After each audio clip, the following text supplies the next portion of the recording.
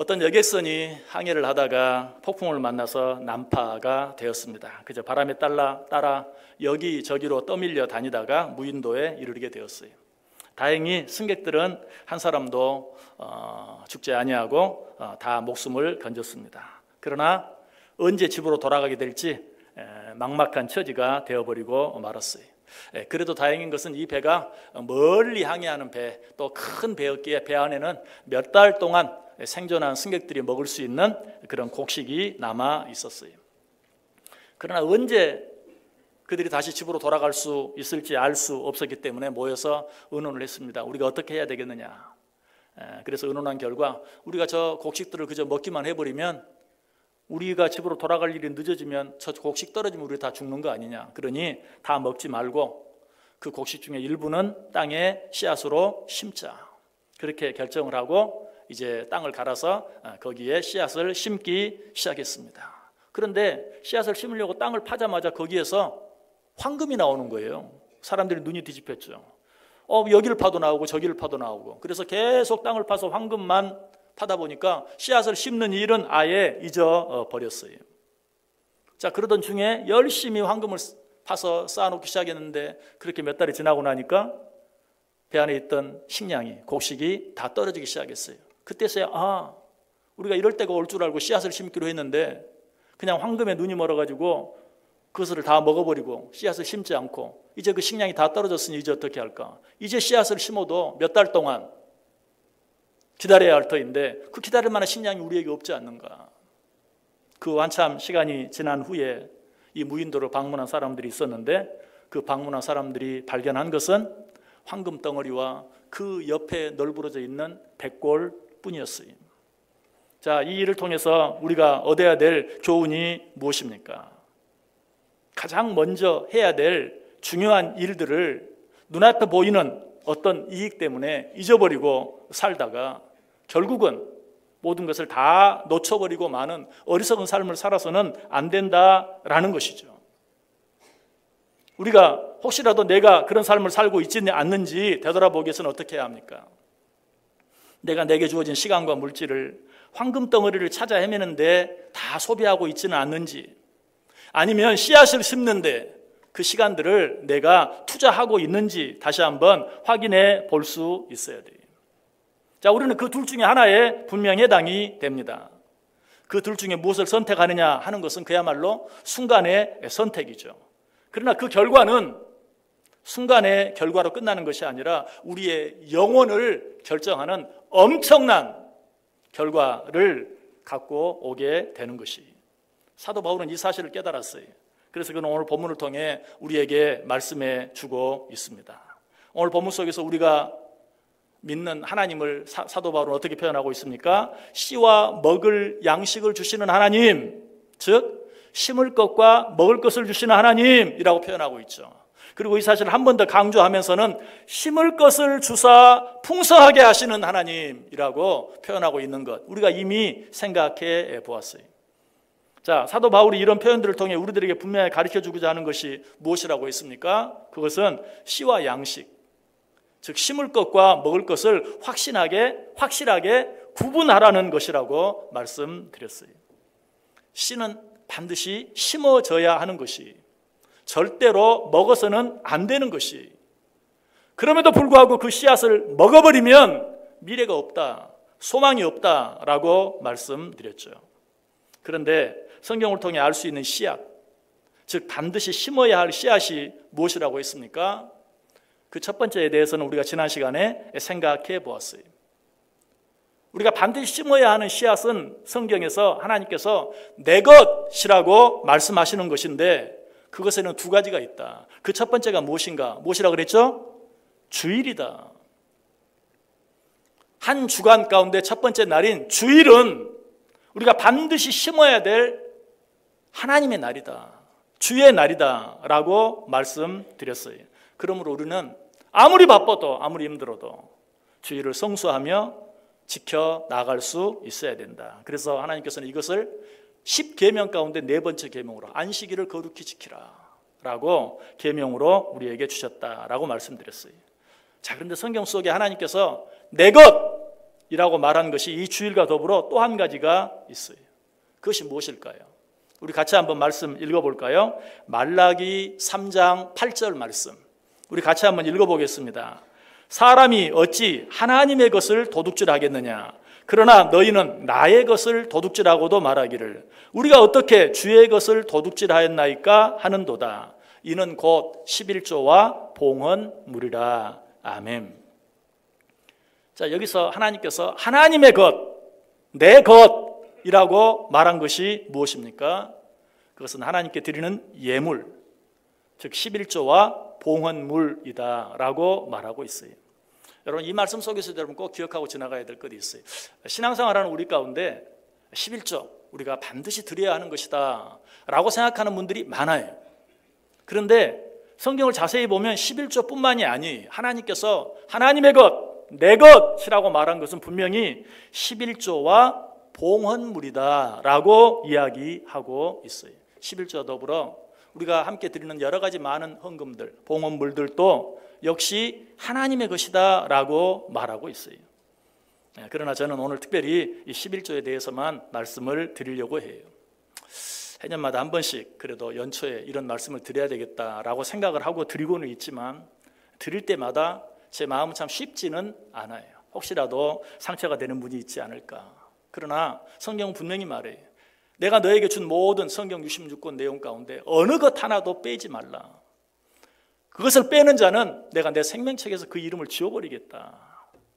적어도 그런 대상이 되지 않기 위해서 이 말씀도 다른 말씀들과 더불어서 1년에 한 번이라도 전해야 되겠다 하는 마음으로 전하는 것이 11조는 모든 헌금들 가운데서도 가장 기본이 되는 헌금입니다.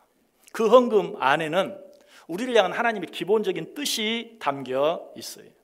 그 하나님의 뜻은 다른 것이 아니라 11조를 드림으로 내가 얻은 모든 것이 하나님의 것임을 고백하는 것이, 내가 힘쓰고 애쓰고 노력해서 얻은 것 마치 내 것 같지만 그러나 하나님이 힘주시고 내게 은혜 주셔서 이것들을 내가 얻고 누릴 수 있었습니다. 이 모든 것은 하나님의 것입니다 라는 고백이요 표시로 내가 얻은 것의 10의 1조를 하나님께 드린다라는 것이. 그런데 신약시대 성도들 가운데는 이 11조에 대해서 크게 오해하는 것 몇 가지가 있어요. 그 첫 번째 오해는 무엇인가? 11조는 구약에 만들어진 계명 아닌가요? 신약시대에도 그 계명을 꼭 지켜야 되는가요? 하는 그런 오해입니다. 그런데 그렇게 생각하게 만드는 성경 구절이 있어요. 마태복음 23장 23절 말씀이죠. 화 있을진저 외식하는 서기관들과 바리새인들이여 너희가 박하와 회향과 근처에 11조는 들이되 율법에 더 중한 바 정의와 긍휼과 믿음은 버렸도다. 좀 더 간단하게 다시 말씀을 드려보면 너희가 11조는 드리면서도 율법에 더 중한 바 정의와 긍휼과 믿음은 버렸도다. 외식하는 서기관들과 바리새인들을 책망하는 말이죠. 그런데 이 말씀을 11조 드려도 소용없어. 11조보다 율법에 더 중한 것 정의와 긍휼과 믿음을 지키는 것이 더 중요한 거야. 그럴듯해. 그러나 사실은 그런 말씀은 아니죠. 너희들이 왜 11조는 드리면서 정의와 긍휼과 믿음은 버리느냐? 이 말씀은 11조는 드리지 않아도 된다는 말이 아니라 11조를 드리면 11조를 드리는 자들답게 너희가 얻고 누리는 그 모든 것들이 하나님으로부터 온 것이라는 것을 인정하고 고백하는 마음으로 11조를 드리는 사람들답게 정의와 긍휼과 믿음도 지키며 살아라 라는 그런 말씀이, 우리가 이 사실을 분명하게 확인할 수 있는 것은 방금 읽었던 말씀을 처음만 읽는 것이 아니라 끝까지 읽어보면 확실해져요. 우리 다 같이 한번 읽어볼까요? 마태복음 23장 23절 말씀 우리 같이 읽습니다.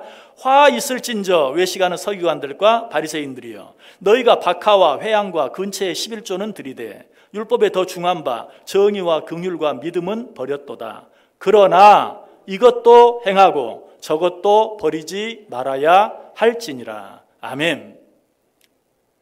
11조는 들이되 율법에 더 중한 바 정의와 긍휼과 믿음은 버렸도다 라는 말씀이 11조는 드리지 않아도 괜찮다, 정의와 긍휼과 믿음만 지켜라, 그런 말이 아니고, 그러나 그렇게 하지 말고 이것도 행하고 11조도 드리고 또 정의와 긍휼과 믿음도 행하며 살아라 라는 말이. 자, 이 사실을 확인하기 위해서 한 부분만 더 읽어볼까요? 마태복음 5장 17절, 18절, 19절 말씀, 우리 3절 말씀 같이 한 목소리로 읽습니다. 내가 율법이나 선지자를 폐하러 온 줄로 생각하지 말라. 폐하러 온 것이 아니요 완전하게 하려 함이라. 진실로 너희에게 이르노니 천지가 없어지기 전에는 율법의 1.1획도 결코 없어지지 아니하고 다 이루리라. 그러므로 누구든지 이 계명 중에 지극히 작은 것 하나라도 버리고 또 그같이 사람을 가르치는 자는 천국에서 지극히 작다 일컬음을 받을 것이요 누구든지 이를 행하며 가르치는 자는 천국에서 크다 일컬음을 받으리라. 아멘. 하나님께서 우리에게 준 그런 율법 가운데 지극히 작은 것 하나라도 없애버리는 자는 천국에 갔을 때, 하나님 앞에 섰을 때 지극히 작다 일컬음을 받을 것이요 또 지극히 작은 것 하나라도 버리지 아니하고 지키며 행하는 자들에게는 지극히 크다라고 일컬음을 받는 자가 될 것이다.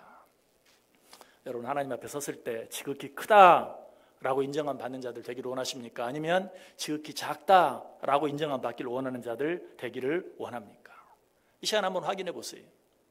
지극히 작은 것 하나라도 버리지 아니하고 지키며 행하는 자들, 하나님께서 지극히 크다라고 인정해 주실 것이다. 그러나 지극히 작은 것이라고 경홀히 여기고 소홀히 여기고 지키지 않는 자들은 지극히 작다라고 여김을 받을 것이다.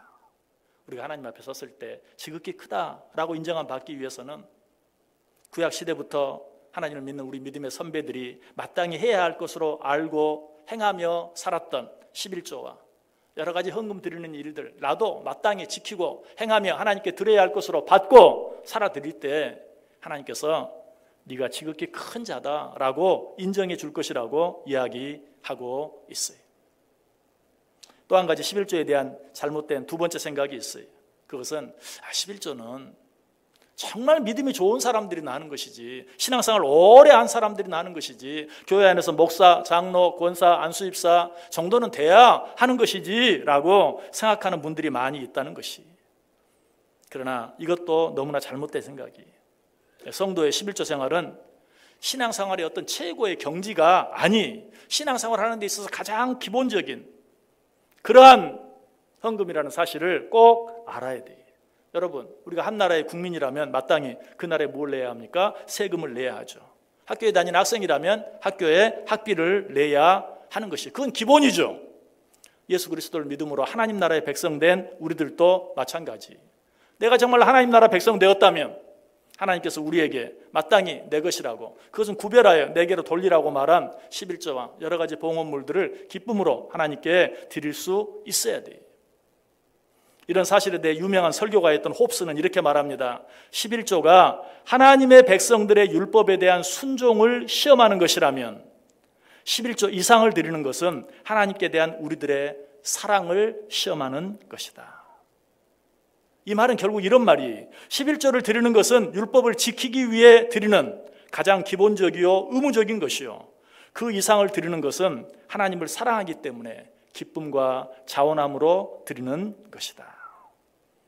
만약 어떤 사람이 나라에 반드시 내야 될 세금은 꼬박꼬박 잘 내요.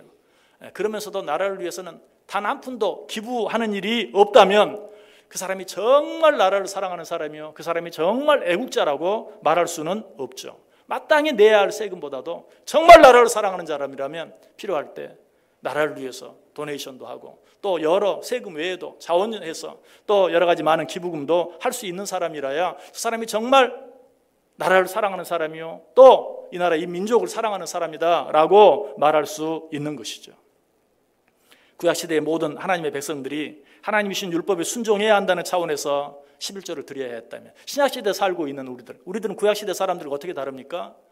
구약시대 사람들은 오실 메시아를 그저 기다리며 살았던 사람들이, 우리는 어떤 사람들입니까? 그 오실 메시아가 이 땅에 와서 우리의 모든 죄를 대신하여 십자가에 달려 죽어주신 것을 이제 역사적으로, 체험적으로 경험하고 알고 있는 사람들이, 그렇다면 구약시대 사람들이 의무적으로, 기본적으로 드렸던 11조보다 더 이상으로 우리가 하나님께 드릴 수 있어야 되죠.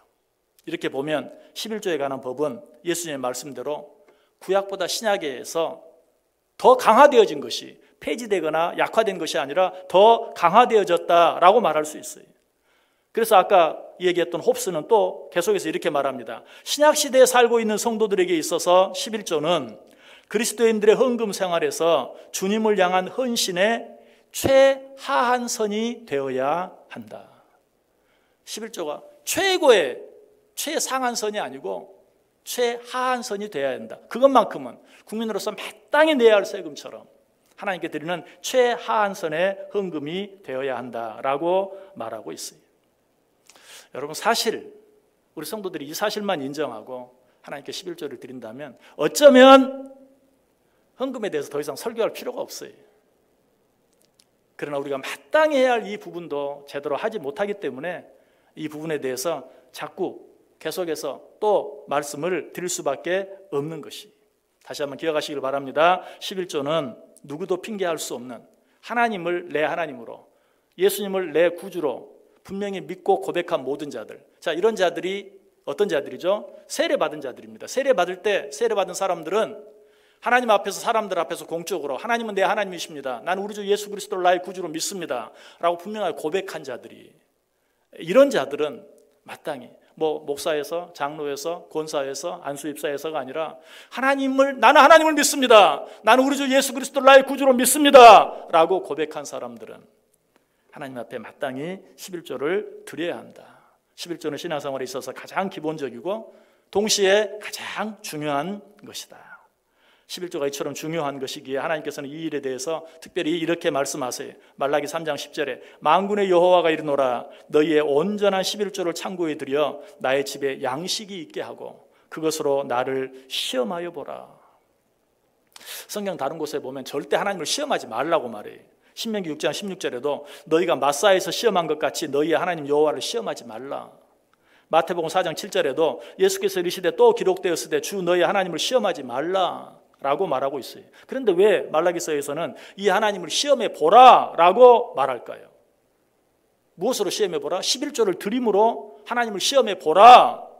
왜 그러셨을까요? 그것은 11조가 그만큼 중요하기 때문에. 너희가 절대 하나님을 시험해서는 안 되지만 이 일만큼은 하나님을 시험해 보고서라도 행하라 라고 말하고 있어요. 어디에서? 아까 읽었던 말라기 3장 10절에서. 우리 그 말씀도 다 같이 다시 한번 읽어보겠습니다. 말라기 3장 10절 시작. 만군의 여호와가 이르노라, 너희의 온전한 11조를 창고에 들여 나의 집에 양식이 있게 하고 그것으로 나를 시험하여 내가 하늘 문을 열고 너희에게 복을 쌓을 것이 없도록 붙지 아니하나 보라. 아멘. 자, 무엇을 시험해 보라고요? 11조를 드렸을 때 하나님이 너희를 축복하시는지 축복하시지 않는지, 하나님이 너희를 책임져 주시는지 주시지 않는지 시험하여 보라 라고 말하고 있어요. 11조를 드리는 자들에게 하나님이 약속하신 축복이 얼마나 확실한 것이었으면 하나님께서 이렇게까지 말씀하셨겠습니까? 자, 그럼 좀 더 구체적으로 하나님이 우리에게 약속한 축복, 11조를 드리는 자들에게 약속한 축복이 어떤 축복입니까? 그 뒤에 계속 나와요. 말라기 3장 11절과 12절 말씀 제가 읽어드릴게요. 만군의 여호와가 이르노라, 내가 너희를 위하여 메뚜기를 금하며 너희 토지 소산을 먹어 없애지 못하게 하며 너희 밭에 포도나무 열매가 기한 전에 떨어지지 않게 하리니 너희 땅이 아름다워지므로 모든 이방인들이 너희를 복되다 하리라. 만군의 여호와의 말이니라. 여러분, 이 축복의 말씀 한 구절 구절은 너무나 아름다워요. 여러분, 집에 가서 다시 한번 묵상하며 읽어보세요. 그런데 이 말씀은 내용만 아름다운 게 아니라 그 형식도 너무 특별해요. 자, 이 말씀이 어떻게 시작하고 있습니까? 만군의 여호와가 이르노라. 어떻게 끝나고 있습니까? 만군의 여호와의 말이니라. 자, 하나님께서 11조를 드리는 자들에게 축복을 약속해 주시면서 보통 우리가 사람들과 약속할 때, 서약을 할 때, 맹세를 할 때, 계약을 할 때 어떻게 합니까? 모든 내용 다 써놓고 그 밑에 내 이름 쓰고 서명하거나 도장을 찍죠. 맨 끝에 한 번만 찍으면 돼요. 그런데 하나님께서는 이 약속을 주시면서 어떻게? 시작하면서 만군의 여호와가 이르노라, 끝날 때 만군의 여호와의 말이니라 라고 말하면서 시작할 때도 서명을 한번 하고 끝날 때도 서명을 한번 하는 그런 모습을 보게 돼요. 왜? 이 약속은 내가 반드시 지킬 너무나 분명한, 너무나 확실한 약속이다 하는 그런 차원에서 그렇게 말씀하고 계시는 것이. 실제로 성경 안에서 하나님의 특별한 축복을 받은 사람들은 한결같이 하나님께 11조를 잘 드렸던 사람인 것을 보게 돼요. 그런데 그 중에 대표적인 사람, 11조의 기원, 11조의 시작이라고 할 수 있는 믿음의 조상 아브라함이죠. 아브라함이 전쟁에 승리하고 돌아오면서 하나님께 11조를 드릴 것을 약속하고 제사장 멜기세덱에게 11조를 드린 것이 11조의 시작이 되었어요. 우리는 아브라함을 누구라고 부릅니까? 믿음의 조상이라고 부릅니다. 우리가 정말 아브라함을 믿음의 조상이라고 생각한다면 우리 믿음의 조상인 아브라함이 하나님께 약속한 11조를 드림으로 말미암아 그 자자손손이 복을 받아 누렸던 것처럼 우리도 믿음의 조상 아브라함을 본받아서 하나님께 소득의 11조를 드림으로 당신은 정말 내 하나님이십니다. 당신은 정말 내 구세주입니다. 라고 인정함으로 그렇게 하는 자들에게 약속한 하나님의 은혜, 축복을 받아 누릴 수 있어야 된다는 것이. 이제 말씀을 마치겠습니다. 11조는 지난주에 말씀드렸던 안식일, 주일과 더불어 우리가 신앙생활 하는 데 있어서 가장 기본적이고 가장 중요한, 절대로 먹어버려서는 안 될 씨앗과 같은 것이다. 씨앗과 양식은 반드시 구분할 수 있어야 돼요. 씨앗을 배가 고프다고 해서 먹어버리면 언젠가는 죽을 수밖에 없어요. 이 씨앗은 배가 고프면 고플수록 더 귀하게 여겨야 돼요. 배가 고프면 고플수록 더 열심히 뿌려야 돼요. 그것이 지혜로운 선택이. 그렇게 살아가는 것이 지혜로운 삶이. 그런 삶 뒤에는 어떤 은혜, 어떤 축복이 있어요? 30배, 60배, 100배의 결실을 맺게 된다. 11조는 하나님의 것입니다. 그것을 하나님께 드리지 않는 것은 성경이 도적질이라고 말해요. 남의 것을 그것의 주인에게 드리지 않는다면 그건 도적질이죠. 성경이 분명히 말합니다. 너희는 내 것을 드리지 않고도 내가 언제 도적질했냐고 말한다 라고 책망하고 있어요. 하나님의 것을 하나님의 것으로 온전히 구별하여 드리는, 어려우면 어려울수록 더 씨앗을 뿌리는 일을 힘쓰는 지혜로운 선택, 지혜로운 결단, 지혜로운 삶으로 말미암아 올 한 해도 여러분의 삶 속에 진정으로 30배, 60배, 100배 놀라운 열매들이 맺혀지는 복된 한 해 꼭 되실 수 있기를 주님의 이름으로 간절히 축복합니다.